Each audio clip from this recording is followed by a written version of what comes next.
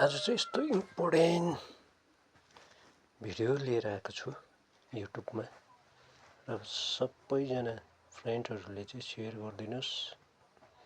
विशेष गरी के छ भने मेन कुरा हामी जति पनि ह्यान्डिक्यापहरू छ हामी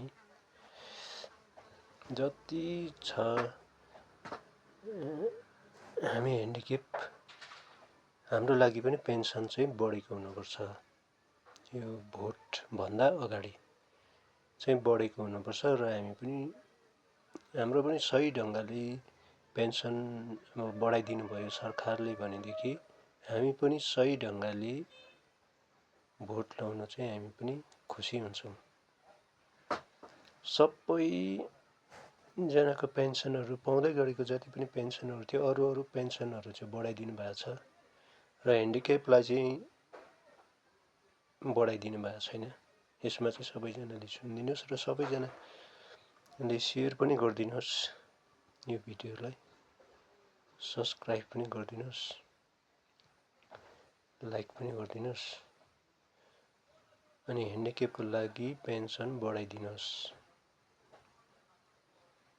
अनि बुढौली पेन्सन र ह्यान्डिक्यापको पेन्सन पनि बढाइदिनुहोस्।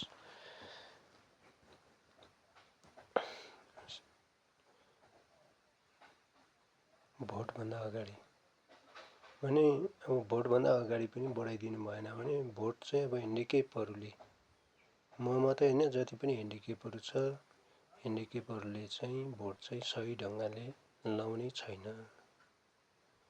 कुरा चाहिँ त्यही छ। कारण किनभनेदेखि ह्यान्डिक्याप एसोसिएसनबाट पनि सरले धेरैपल्ट कुराहरू राख्नुभयो ह्यान्डिक्यापको पेन्सनको लागि र सुनिदिनु भएको छैन सरहरूले र त्यही कारण चाहिँ सही ढङ्गले भोट लाउन चाहिँ ह्यान्डिक्यापले पनि जान्दछ। लाइक कमेन्ट सेयर पनि गरिदिनुहोस्।